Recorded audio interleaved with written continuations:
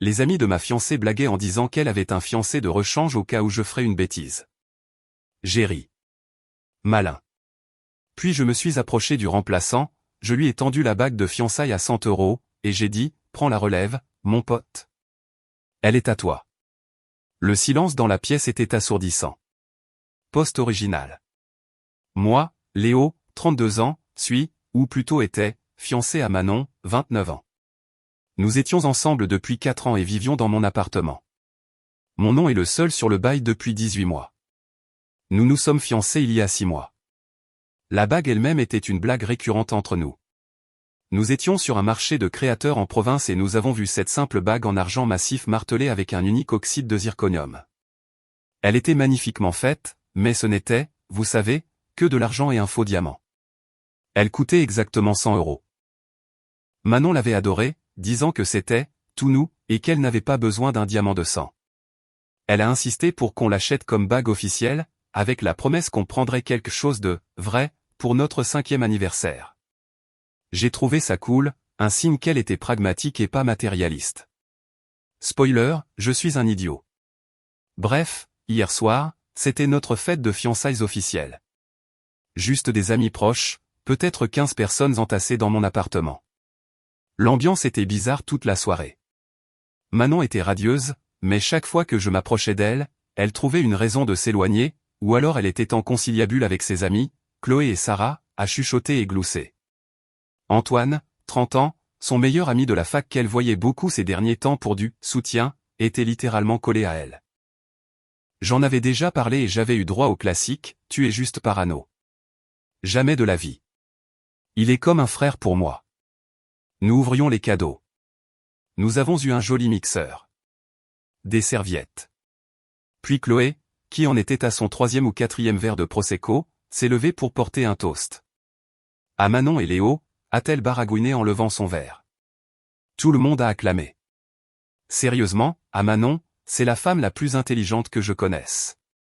Nouveaux applaudissements. Je veux dire, elle a tout compris. Un super boulot, un mec génial, a-t-elle ajouté avec un clin d'œil dans ma direction. J'ai souri. Et elle est si maligne qu'elle a même un plan de secours, n'est-ce pas, Antoine? La pièce est devenue calme, mais pas silencieuse. C'était cette inspiration brusque et gênée de 15 personnes en même temps. J'ai regardé Manon. Elle était rouge pivoine, mais elle ne me regardait pas. Elle regardait Antoine, et elle souriait. Un petit sourire satisfait et malicieux. Antoine, ce crétin fini, a eu un sourire en coin et a levé son verre vers elle. Toujours, ma Manon. Chloé, inconsciente de tout, a continué. Je lui dis toujours, si Léo déconne un jour, tu as Antoine sur le banc de touche, prêt à entrer en jeu. C'est notre petite blague. Mon estomac s'est décroché. C'était comme une scène de film où le son se coupe et un sifflement aigu le remplace. Chaque petit signal d'alarme des 6 derniers mois s'est aligné en une parfaite parade moqueuse. Les soirées tardives qu'elle disait passer avec les filles, mais la localisation de son téléphone, que nous partagions, la montrait dans le quartier d'Antoine. Les textos constants, pour lesquels elle retournait son téléphone pour les cacher. Les déjeuners, fraternels, qui duraient 3 heures. La façon dont elle avait arrêté de parler de lieu pour le mariage. Ils me regardaient tous, attendant ma réaction à « la blague ». Alors, je leur en ai donné une. J'ai éclaté d'un rire bruyant qui sonnait authentique. Chloé, c'est brillant, ai-je dit en me levant. Honnêtement, Manon, je suis impressionné. Un plan d'urgence. C'est juste de la gestion du risque intelligente. Il faut toujours avoir un plan B, le sourire de Manon s'est effacé, ses yeux se sont plissés. Léo, qu'est-ce que tu... Non, sérieusement, ai-je dit en levant les mains. Je me suis dirigé vers le porte-manteau où se trouvait ma veste. J'ai fouillé dans la poche intérieure et j'en ai sorti la petite boîte en velours avec la bague à 100 €. Je lui avais retiré du doigt un peu plus tôt pour la nettoyer pour la fête. J'ai traversé la pièce, passant juste devant Manon, et je me suis arrêté devant Antoine. Il avait toujours ce demi-sourire narquois, l'air confus. Je lui ai tendu la boîte. Il l'a juste fixée. Prends la relève, mon pote, ai-je dit, ma voix parfaitement calme. Elle est à toi. Je ne me suis pas contenté de la lui tendre. J'ai ouvert sa main molle et j'ai laissé tomber la boîte dans sa paume. Le silence qui a suivi était assourdissant. On aurait pu entendre une mouche voler. La bouche de Chloé était grande ouverte. Le visage de Manon était passé du rouge rosé à un blanc maladif. La fête est finie, tout le monde, ai-je dit, projetant ma voix dans toute la pièce. Merci d'être venu. S'il vous plaît, partez. Léo, a hurlé Manon, retrouvant enfin sa voix. Qu'est-ce que tu fais? C'était une blague. Une blague stupide. Ah oui, ai-je répondu en la regardant droit dans les yeux. C'était une blague aussi quand tu étais dans son appartement mardi dernier, ou le week-end où je suis allé chez mes parents. Sa bouche s'est refermée d'un coup. J'ai vu les yeux d'Antoine s'écarquiller. Oh, merde. Il ne savait pas que je savais. Ou peut-être qu'il ne savait pas qu'elle lui mentait à lui aussi. Peu importe. Tout le monde dehors, maintenant, ai-je dit en me dirigeant vers la porte et en la maintenant ouverte. Les gens se sont précipités pour récupérer leurs manteaux et leurs chaussures. Personne ne croisait mon regard. C'était comme si une bombe avait explosé. Chloé et Sarah essayaient de pousser une Manon en larmes vers la porte, mais elle résistait. « Je ne pars pas », a-t-elle crié. « C'est chez moi ici. Tu ne peux pas faire ça. C'est mon appartement, Manon. Tu n'es pas sur le bail, ai-je dit, ma voix plate. Toi, Chloé, Sarah, et surtout toi, le remplaçant. Dehors. Antoine, à son crédit, avait l'air de vouloir être n'importe où sauf ici. Il a posé la boîte de la bague sur une table d'appoint et a presque couru hors de l'appartement. Manon, Chloé et Sarah étaient les dernières. Tu es un monstre, Léo, a craché Chloé. Tu es hystérique pour rien, a ajouté Sarah. Manon me fixait juste, des larmes coulant sur son visage. Tu jettes 4 ans de notre vie pour une blague. Non, Manon, ai-je dit en tenant la porte ouverte. Je m'épargne une vie entière à être le plan A de quelqu'un pendant qu'elle auditionne le plan B. Maintenant, sors. Elle est finalement partie. J'ai fermé la porte, tourné le verrou et mis la chaîne. C'était il y a 2 heures. Mon téléphone n'arrête pas de vibrer sur la table, un mélange de textos d'elle, de sa clique, et même de sa mère, qui a dû avoir la version déformée où « Léo est un psychopathe ». Je n'en ai lu aucun. Je suis juste assis dans mon salon, entouré de restes de nourriture et de sacs cadeaux abandonnés. J'ai ramassé la boîte de la bague sur la table. Je la regarde. Les 100 € les mieux dépensés de ma vie. Mise à jour 1. 3 jours plus tard. Salut, Reddit. Waouh, je ne m'attendais pas à ce que ça prenne une telle ampleur. Merci pour tout le soutien et les conseils, pour la plupart bons. Mes messages privés sont un champ de bataille, mais la solidarité m'aide. Je me sens moins fou. Donc, les dernières 72 heures ont été mouvementées. La nuit après la fête. Les coups sur ma porte ont commencé environ 10 minutes après que je l'ai verrouillée. C'était Manon. Et Antoine, le remplaçant. Il était revenu. Et Chloé. Il criait, Manon, Léo, ouvre cette porte. Tu es cinglé. Tu m'as humilié. On ne partira pas tant que tu ne lui auras pas parlé. Espèce de manipulateur. Mec, sors, on peut parler. Tu l'as fait pleurer. Je suis resté assis sur mon canapé. J'ai mis mon casque à réduction de bruit et j'ai lancé un nouveau jeu. Après environ 20 minutes de cris et de coups, j'ai enlevé mon casque, appelé le numéro de la police et signalé un groupe d'individus ivres que je venais d'expulser d'une fête, qui refusaient de quitter ma propriété et causaient du tapage. J'ai mis le téléphone sur haut-parleur et j'ai monté le volume. La voix de l'opérateur, « Monsieur, êtes-vous en danger immédiat ?» était assez forte pour être entendue à travers la porte. Les coups ont cessé. J'ai entendu des chuchotements paniqués. Il appelle les flics. Oh mon Dieu, partons. Manon, viens. Il est fou. Le temps que je vois les gyrophares de la voiture de patrouille à travers ma fenêtre, ils étaient partis depuis longtemps. L'avalanche de textos. Mon téléphone était un réacteur nucléaire de notifications. Je les ai finalement lus le lendemain matin. C'était une masterclass de gaslighting. Manon, plus de 80 textos, 15 appels manqués, comment as-tu pu me faire ça devant tout le monde? C'était une blague. Une blague stupide. Tu as de sérieux problèmes de confiance. Très bien. Je suis chez Antoine. T'es content maintenant? C'est toi qui m'as poussé vers lui. Tu jettes 4 ans de souvenirs. Ma mère est horrifiée. Elle n'arrive pas à croire que tu puisses être aussi cruel. Je viens chercher mes affaires demain. Nous allons parler. Tu ne m'as même pas laissé m'expliquer. Antoine n'est qu'un ami. Tu as tout déformé. Texto de Chloé, t'es un psychopathe. Point final. Manon est détruite. Elle t'aime. Tu es un monstre. J'espère que tu seras heureux tout seul. Espèce de taré peu sûr de lui. Antoine, par texto, mec. Tu as vraiment surréagi. C'était une blague. Tu as humilié Manon pour rien. Pas cool. Ma réponse, la partie méthodique. Je n'ai répondu à personne.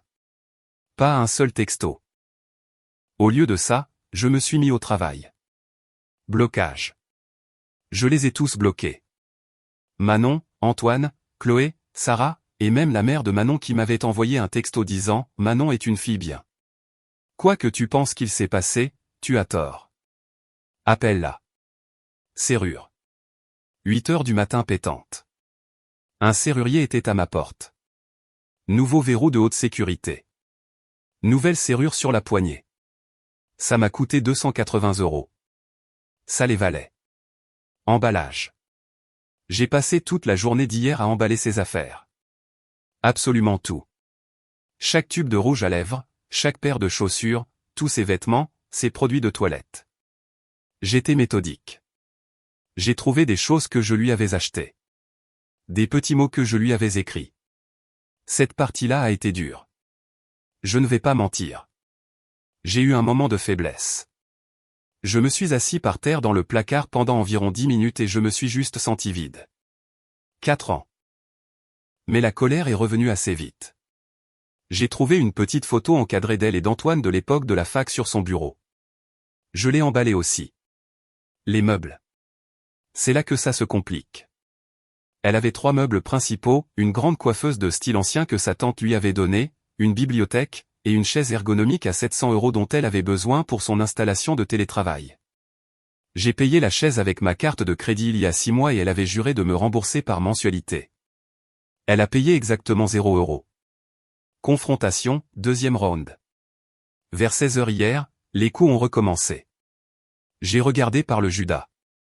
C'était Manon, seule cette fois. Elle avait l'air furieuse. J'ai ouvert la porte, avec la chaîne de sécurité enclenchée. Elle a poussé la porte. Léo, laisse-moi entrer. Ma clé ne marche plus. Moi, je sais. J'ai changé les serrures. Elle, quoi? Tu n'as pas le droit de faire ça. C'est ma maison. J'ai des droits. Moi, non, Manon. C'est mon appartement. Tu n'es pas sur le bail. Tu étais une invitée. Tu n'es plus la bienvenue. Elle, une invitée? J'habite ici depuis 2 ans. Tu ne peux pas juste m'expulser. Moi, si, je peux. Et je l'ai fait. Nous avons rompu. Elle, tu ne peux pas rompre avec moi pour une blague. Je viens chercher mes affaires. Moi, j'ai emballé tes affaires personnelles. Elles sont dans des cartons près de la porte. Elle, tu as emballé. Tu es incroyable. Ouvre cette porte. Moi, non. Tu peux convenir d'un moment pour venir chercher tes cartons. Tu auras 30 minutes. Tu pourras prendre ce qui est dans l'entrée. C'est tout. Son visage est devenu violet. Et mes meubles? Ma coiffeuse? Ma chaise? Moi, la coiffeuse est à toi. C'était un cadeau. La bibliothèque est à toi. La chaise. J'ai fait une pause. La chaise pour laquelle j'ai payé 700 €. Tu as accepté de me rembourser. Tu ne l'as pas fait. Tu me paies les 700 €, tu peux avoir la chaise. Sa mâchoire est tombée. C'est de l'extorsion. Tu me voles. C'est ma chaise de travail. J'en ai besoin. Moi, alors tu aurais dû la payer, ou ne pas avoir de fiancé de rechange. Elle, j'appellerai les flics. Je leur dirai que tu voles mes biens. Moi, je t'en prie, fais-le. J'adorerais leur montrer le bail et le relevé de carte de crédit pour la chaise. Explique-leur comment ta blague t'a fait expulser. Vas-y. J'attends. Elle m'a fixé. Les larmes ont commencé à couler, mais c'était des larmes de colère. Tu le regretteras, Léo. Tu n'as pas idée. Elle est partie en trombe, en composant un numéro sur son téléphone. Voilà où j'en suis. J'ai 14 cartons de ces affaires empilés dans mon entrée. J'attends que la police se présente pour un signalement de vol. Je m'attends aussi à moitié à recevoir une brique à travers ma fenêtre. C'est un cauchemar. Mais, bizarrement, je me sens plus léger, plus calme. L'anxiété qui montait depuis des mois a disparu. Il ne reste que la clarté, et une chaise à 700 € qui est en fait très confortable. Mise à jour 2. 2 semaines plus tard. Cette saga devient de plus en plus ridicule. Le niveau de culot est stratosphérique. La visite de la police. Donc, Manon a mis sa menace à exécution. 2 jours après ma dernière mise à jour, 2 policiers ont frappé à ma porte. Je les avais vus arriver par le Judas, donc j'étais prêt. Manon et Antoine, le remplaçant dans toute sa splendeur, attendaient sur le trottoir près de leur voiture, comme un petit duo victime et héros. J'ouvre la porte. Policier 1, plus âgé, l'air fatigué, monsieur, nous avons reçu un appel pour un différend domestique. Une certaine mademoiselle Manon? Moi, bonjour, messieurs les agents. Il n'y a aucun différend. Mon ex-fiancée est dehors. J'ai rompu avec elle la semaine dernière et on lui a demandé de partir. Manon, de loin, il m'a mise à la porte. Il a volé mes affaires. Il a ma chaise qui coûte cher. Le policier a soupiré un long soupir de « Je suis trop vieux pour ces conneries ». Policier 2, monsieur, vous comprenez que si elle est résidente, vous ne pouvez pas simplement la mettre à la porte. C'est une expulsion illégale. Moi, je comprends tout à fait, agent, c'est pourquoi j'ai mon bail juste ici. Je lui ai tendu le bail imprimé. Mon nom est le seul dessus. Elle était mon invitée. Sa carte d'identité, ses factures, tout va chez ses parents.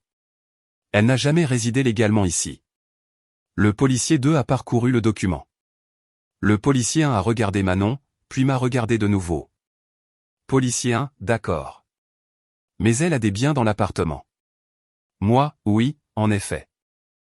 14 cartons juste ici dans l'entrée. J'ai fait un geste derrière moi.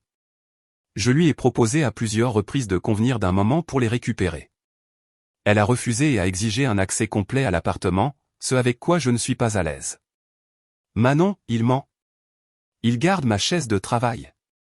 Elle vaut 700 €. Policier 1, monsieur, qu'en est-il de la chaise? Moi, ah, oui. La chaise est un article litigieux. Je l'ai achetée avec ma carte de crédit. Je lui ai tendu le relevé de carte avec le débit surligné. Elle a accepté de me rembourser et ne l'a jamais fait. Je lui ai dit qu'elle pouvait l'avoir dès qu'elle me paierait les 700 € qui me sont dus. En ce qui me concerne, c'est ma chaise jusqu'à ce que je sois remboursé.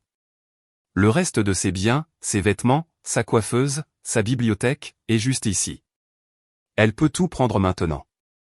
Les policiers se sont regardés. Policier 1, dans sa radio, centrale, c'est une affaire civile, un litige sur la propriété. Il m'a regardé de nouveau.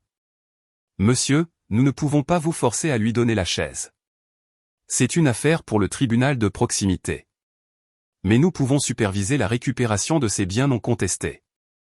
Êtes-vous d'accord avec ça? Moi, absolument. Merci, agent. La récupération. Les policiers sont descendus chercher Manon et Antoine. Les 20 minutes suivantes ont été le moment le plus gênant, silencieux et tendu de ma vie. Les 2 policiers se tenaient dans l'embrasure de ma porte ouverte. Je me tenais dans le salon. Antoine et Manon ont dû faire des allers-retours pour prendre les 14 cartons, la bibliothèque démontée, et la coiffeuse, qui était une vraie galère. Manon pleurait à chaudes larmes, de façon assez peu flatteuse, pendant tout le processus. Des sanglots, des hoquets, toute la performance. Antoine avait juste l'air en colère et n'arrêtait pas de me lancer des regards noirs. Antoine, en marmonnant alors qu'il prenait le dernier carton, t'es vraiment une ordure, mec. Donne-lui juste la chaise. Moi, tu peux me faire un virement de 700 € et la prendre toi-même, remplaçant. Le policier a laissé échapper un petit rire sec. Le visage d'Antoine est devenu rouge vif. Il a attrapé le carton et est sorti en trombe. Manon, ce n'est pas fini, Léo. T'es un voleur. Moi, d'accord, Manon. Bonne soirée. J'ai fermé la porte. Les policiers m'ont fait un signe de tête et sont partis. La nouvelle sale manœuvre. Je pensais que c'était fini. Vraiment. J'avais tort. Le culot a juste trouvé une nouvelle voie, plus dangereuse. Hier, j'ai reçu un appel de mon propriétaire, Marc. Marc, salut, Léo. Question bizarre, mais tout va bien chez toi. Moi, salut Marc. Oui, pourquoi? Juste une rupture compliquée, mais c'est réglé. Marc, eh bien, je demande parce que j'ai reçu trois appels anonymes au bureau de l'agence ces dernières 24 heures. Tous des locataires inquiets. Mon sang s'est glacé. Inquiet de quoi? Marc, le premier concernait des cris et des disputes constants. Le deuxième, une odeur chimique étrange provenant de tes aérations. Et celui que je viens de recevoir il y a 10 minutes parlait de suspicion de trafic de drogue et de beaucoup d'hommes étranges qui allaient et venaient. Je ne pouvais plus parler. Marc, écoute, Léo, tu es un locataire parfait depuis 5 ans. Je sais que c'est des conneries. Je te connais. Mais tu dois comprendre, la direction panique avec ça. Trafic de drogue, c'est le mot magique. Ils m'ont déjà dit que je devais programmer une inspection formelle de l'appartement pour la semaine prochaine. Et si je reçois un autre appel, ils vont pousser pour un avis d'expulsion, basé sur la violation de la clause de sécurité de la communauté. Ce n'était pas juste une campagne de diffamation. C'était une attaque contre mon logement, ma vie. Elle essayait de me faire expulser. Moi, Marc, c'est mon ex. Je te le jure, elle se venge parce que je l'ai mise dehors après qu'elle. Eh bien, c'est une longue histoire, mais ce ne sont que des mensonges. Marc, je te crois. Vraiment. Mais j'ai les mains liées. Je dois faire l'inspection. Et s'il te plaît, quoi que ce soit, fais en sorte que ça s'arrête. Je ne veux pas te perdre comme locataire, mais ils passeront au-dessus de moi. Ma réponse. J'ai raccroché et pour la première fois, j'ai eu vraiment peur. Il ne s'agissait plus d'une chaise. C'était une tactique de la terre brûlée. Je ne suis pas riche, mais je ne suis pas stupide. J'ai immédiatement appelé un cabinet d'avocat local et j'ai payé 350 € pour une consultation d'1 heure et un service. J'ai tout expliqué à l'avocate, la blague du remplaçant, le rapport de police dont j'ai obtenu une copie, et les appels à mon propriétaire. L'avocate était sombre. Elle a dit que c'était un comportement classique d'ex-vindicative. Son conseil, mise en demeure. Elle est en train de rédiger une mise en demeure formelle. Elle sera envoyée par lettre recommandée avec accusé de réception à Manon chez ses parents, ainsi qu'à Antoine et Chloé, dont je connais malheureusement les adresses. La lettre détaillera l'incident, le faux rapport de police et la campagne de harcèlement via des appels diffamatoires anonymes à mon propriétaire. Elle stipulera que tout contact ultérieur, direct ou indirect, ou tout autre appel anonyme, sera considéré comme une preuve dans une future action civile pour harcèlement, diffamation et préjudice moral. Pour le propriétaire, je dois envoyer un email formel à mon propriétaire en mettant en copie la direction de l'agence, résumant ma rupture, déclarant que je suis la cible d'une campagne de harcèlement et de faux rapports diffamatoires de la part de mon ex-fiancé en guise de représailles, et joindre une copie de la lettre de mise en demeure pour montrer que je gère la situation légalement. Cela crée une trace écrite pour me protéger. Voilà donc ma vie maintenant. J'ai déboursé 350 € pour une avocate et 280 € pour un serrurier. Mon propriétaire pense que mon appartement est une plaque tournante de la drogue et je dois subir une inspection formelle la semaine prochaine. Tout ça parce que je n'ai pas voulu jouer le jeu d'une blague. Le culot de ces gens d'être en tort et d'ensuite essayer de ruiner ma vie pour me punir de ne pas les avoir laissés faire. Je ne suis même plus en colère. Je suis juste froid. Ce n'est plus une rupture. C'est une guerre que je n'ai pas demandée, mais que je suis bien décidé à terminer. Mise à jour finale. 2 mois plus tard. C'est fini. Dieu merci, c'est enfin fini. Je suis assis dans mon appartement. Il est propre. Il est calme. Et j'ai passé l'inspection haut la main. Marc, mon propriétaire, s'est beaucoup excusé. Alors, voici la cascade finale de domino. La lettre de mise en demeure. Mon avocate a envoyé les lettres. Recommandé avec accusé de réception. Les 3 ont été signés. Et juste comme ça, le silence. Les appels à mon propriétaire ont cessé instantanément. Le locataire inquiet s'est évaporé. C'est incroyable ce qu'une lettre avec l'entête d'un vrai cabinet d'avocats peut faire. La menace d'une poursuite civile pour harcèlement a suffi à disperser la clique. Mon email à la direction avec la mise en demeure en pièce jointe a également fonctionné. J'ai reçu un email très poli et très formel en retour, disant qu'il considérait les faux signalements comme une affaire classée. Le remplaçant se défile. C'est la partie que je n'avais pas vue venir. Environ une semaine après l'envoi des lettres, j'ai reçu un texto d'un numéro inconnu. Salut, c'est Antoine. Écoute, j'arrête. Tout ça est dingue. Manon est folle. J'ai fixé le texto. Je n'ai pas répondu.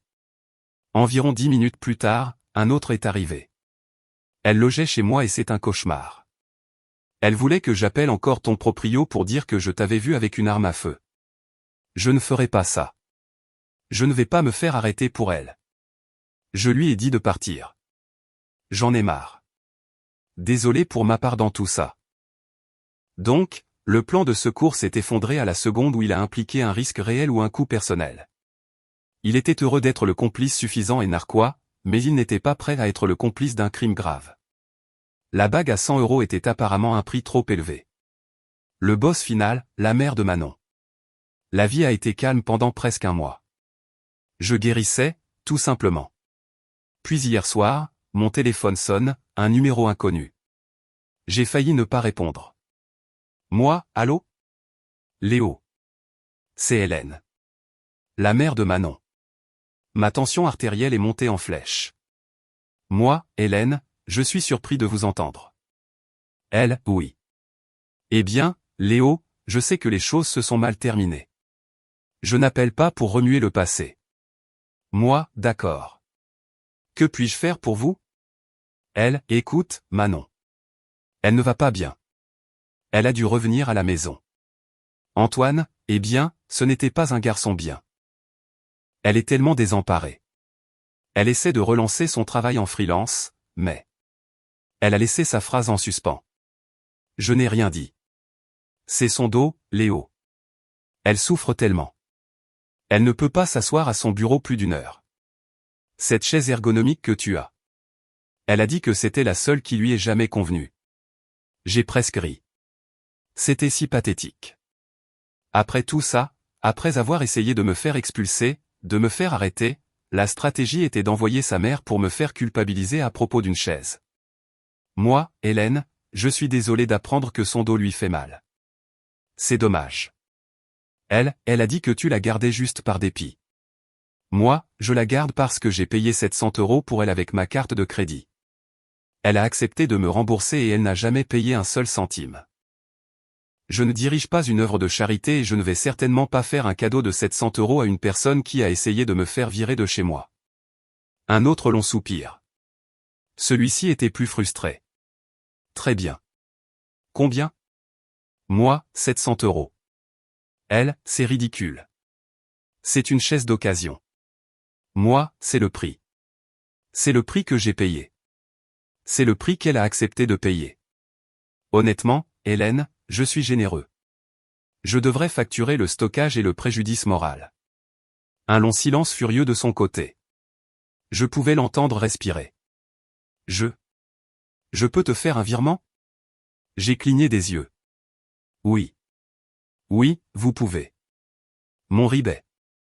Et tu lui donneras la chaise. Moi, vous m'envoyez 700 €. Je mettrai la chaise sur mon palier. Vous pouvez envoyer qui vous voulez la chercher. Je ne veux pas la voir. Elle, très bien. Elle a raccroché. Je vous jure, pas 60 secondes plus tard, une notification de ma banque est apparue. Hélène vous a viré 700 €. Note, pour la chaise. J'ai roulé la très confortable chaise, maintenant entièrement payée, sur mon palier. Je lui ai envoyé un texto, elle est dehors. J'ai regardé par la fenêtre. 1 heure plus tard, une vieille berline que je ne reconnaissais pas s'est garée. Manon est sortie du côté passager, a couru, a attrapé la chaise, l'a poussée sur la banquette arrière, et la voiture est partie en trombe. Elle n'a même pas regardé mon appartement. Conclusion. Voilà, c'est tout. C'est fait. La clique s'est dispersée parce que ce n'était plus amusant. Le remplaçant s'est défilé parce que c'est un lâche. Et la princesse est de retour au château de ses parents, sans sa fierté, mais avec sa chaise ergonomique payée par sa mère. J'ai entendu par un ami commun, un de ceux qui s'est réellement excusé auprès de moi, que Chloé et Manon ne sont plus amies. Apparemment, Manon a tout mis sur le dos de Chloé, disant que sa blague stupide avait ruiné sa vie. Le manque de conscience de soi est sidérant. Quant à moi, ça m'a coûté. J'ai perdu 280 € pour le serrurier et 350 € pour l'avocate. Ça fait 630 €. Mais j'ai gagné 700 € sur la chaise, donc je suis en positif de 70 €. Mais émotionnellement, ça a coûté beaucoup plus. C'est difficile de faire confiance à mon propre jugement. 4 ans. Et je n'ai jamais vu ce culot jusqu'à ce qu'il me saute au visage. Mais je vais bien. L'appartement est à moi. Il est calme. Je ne sors avec personne. Je profite juste de la paix. Je ne suis pas un héros. Je ne suis pas un dur à cuire. Je suis juste un type qui a enfin appris à imposer ses limites. Oh, et la bague à 100 €. La boîte est à la poubelle. J'ai pris la bague elle-même et je l'ai jetée dans une de ces boîtes de collecte pour les vieux bijoux au centre commercial. J'espère qu'elle ira à quelqu'un qui la mérite vraiment. Merci de m'avoir lu, Reddit. Prenez soin de vous.